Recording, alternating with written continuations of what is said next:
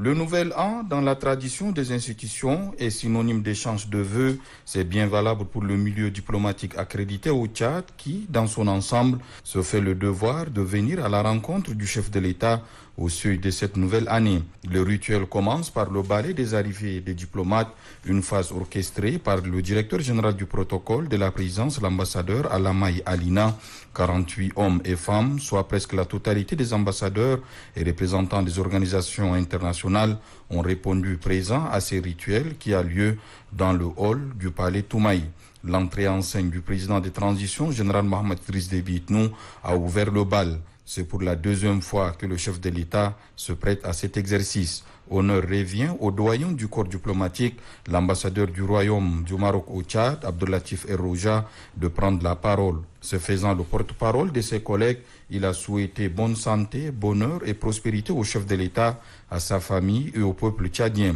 Observateurs avertis de la scène nationale, les ambassadeurs et représentants des organisations internationales ont été les témoins des différentes évolutions que le Tchad a connues durant l'année écoulée, événements marquants et épreuves difficiles qui n'ont pas échappé au discours du doyen du corps diplomatique qui appelle la communauté internationale à continuer à accompagner le Tchad pour devenir un pays modèle en matière de dialogue. Grâce à vos orientations, le gouvernement d'union nationale, soutenu par les Tchadiens de tous les horizons, ne ménagera aucun effort à même de permettre au pays de Toumaï de gagner le pari du retour à l'ordre constitutionnel par l'organisation des échéances électorales libres et démocratiques programmées qui vont marquer, Inch'Allah, l'histoire du processus politique au Tchad. La communauté internationale excellence, les partenaires du Tchad et ses amis sont plus que jamais appelés à soutenir le succès de cette transition dans les délais impartis, car l'objectif final de tous demeure d'accompagner le Tchad pour devenir un pays modèle de dialogue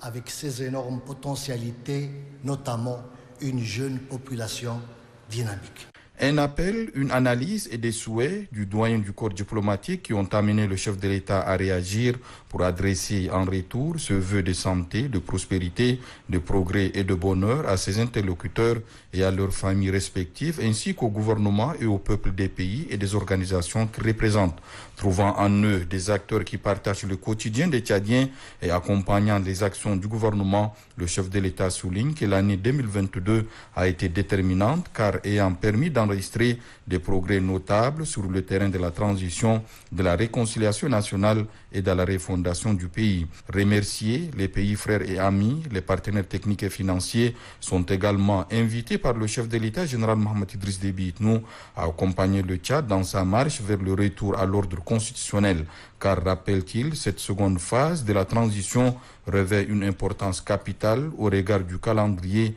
et des enjeux du soutien multiforme attendu des partenaires bilatéraux et multilatéraux, à en croire le président de la République, consiste à financer et parachever le processus de transition avec la mise en œuvre des résolutions du dialogue national inclusif et souverain, le processus de désarmement, démobilisation et réinsertion des DR, l'adoption d'une nouvelle constitution par voie référendaire et la tenue des élections générales libres, crédibles, transparentes et démocratiques. L'échange de vues avec le corps diplomatique pour 2023 a surtout permis au Tchad et son président de mesurer le degré de fraternité et d'amitié qu'il entretient avec ses frères et amis au moment où il a le plus besoin d'eux.